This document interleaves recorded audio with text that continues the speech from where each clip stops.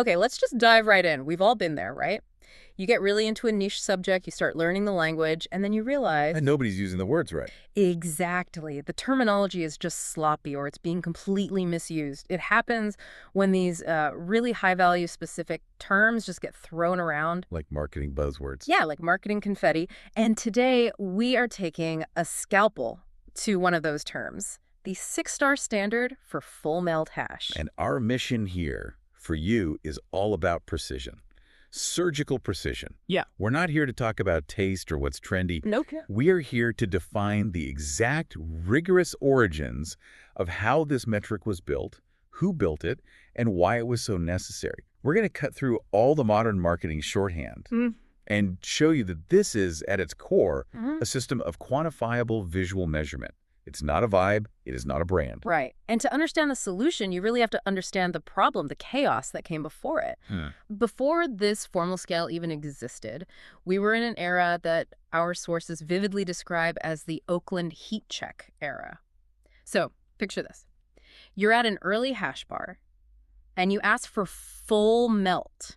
What does that even mean at that point? It meant almost nothing, honestly. The term full melt was just so vague. Okay. Because true, absolutely pristine full melt resin was incredibly rare. It was hard to make. It was expensive.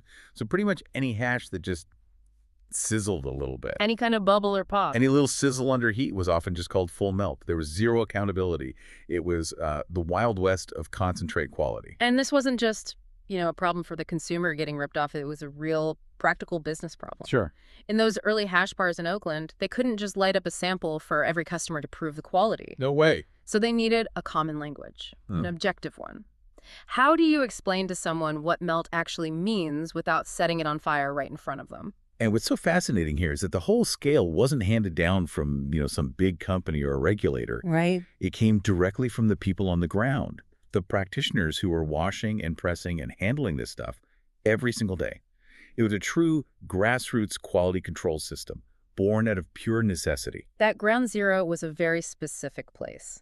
The Measure Z Bazaar Brothers hash bar in Oakland, California. And we have to give, massive credit to the figures who organized this. The pioneer. The pioneers, exactly. Justin Benton, who most people knew as Space, and Josh Corpy of the Bazaar Brothers. Both of them absolute legends in the craft, and our sources do note their passing, which is a huge loss, but their legacy in standardizing quality is it's profound. Their main goal, and this is so key to understanding the whole standard, was pretty simple. Yeah, it was to create a shared language. A shared language that could definitively separate the common kind of low-grade bull hash from the really high-grade solventless stuff that you could consume as dab grade. They were drawing a line in the sand. It was about purity and really about function. And maybe we should clarify that for anyone new to this.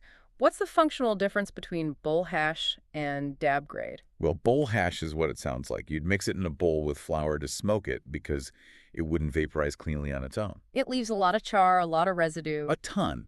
Whereas dab grade meant it was pure enough to vaporize completely at low temperatures, leaving almost nothing behind. Okay. And to separate those two, you needed strict objective rules for that vaporization test.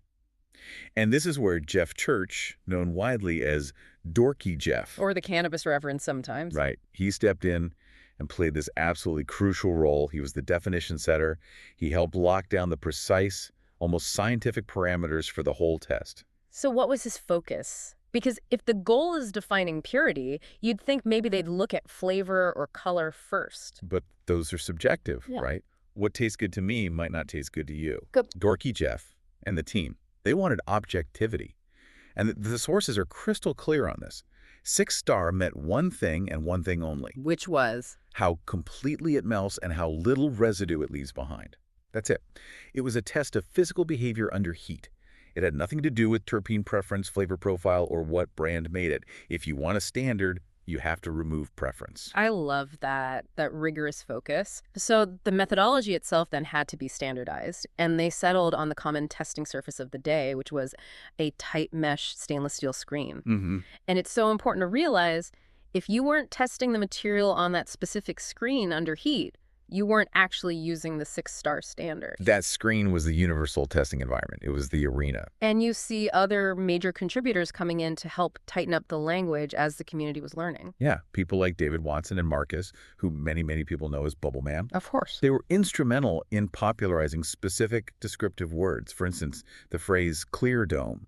That became the hallmark. That specific visual. Yeah, that visual phenomena that truly separated a quality melt from just a basic sizzle, even before the full 1 to 6 ladder was really common language. Okay, so let's get into that ladder. Let's drill down, because this is the essential knowledge you came for. They have the foundation right. Standardized heat, standard screen, focus on residue. So they build the scale. And it's a visual, repeatable scale based purely on how the stuff behaves. It's designed to be totally unambiguous. This is your roadmap. We're going from something you have to toss in a bowl to something that basically just vanishes into thin air. Okay, so let's start at the absolute bottom. 1 star. 1 star, no melt. That's your baseline. So nothing happens. Pretty much nothing. The material might warm up, but it doesn't change form, doesn't flow at all when you apply heat. It just sits there mostly inert. Okay, easy enough. What's 2 star? 2 star. Sizz.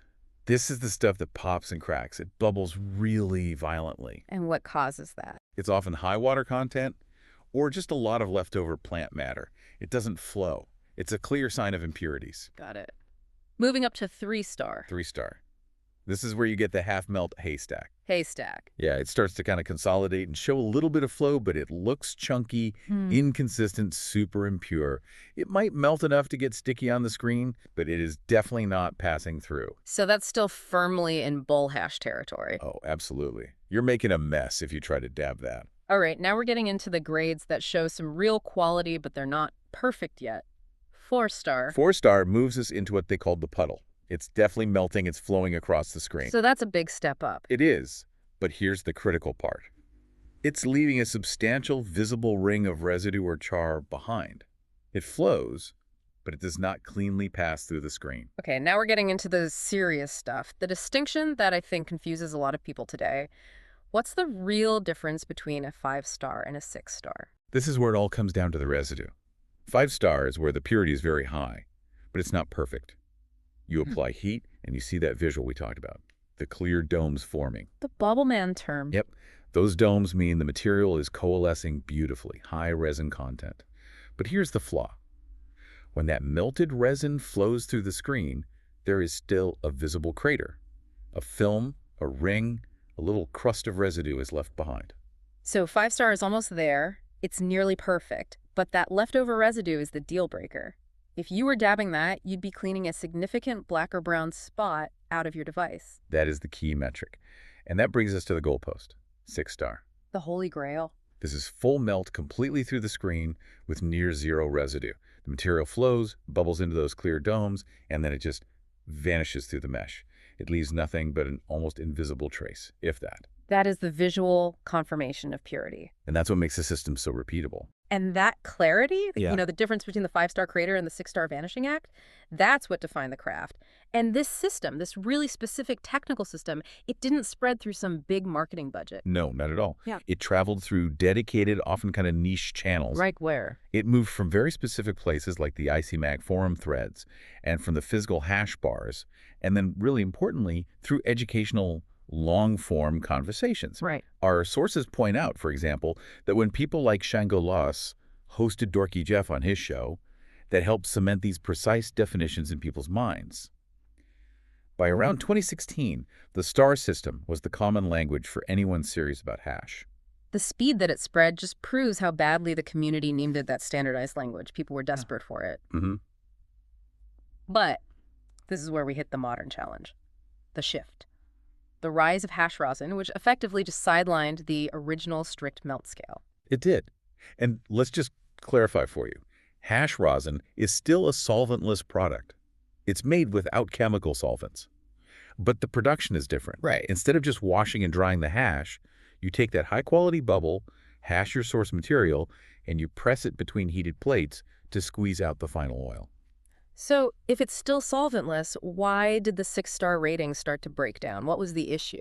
Because once rosin became the dominant product, 6 star largely just became shorthand. It was a marketing flex. To vibe. A vibe, or just another way to say, this is expensive. jars started getting labeled 6-star rosin without any of the original testing being done.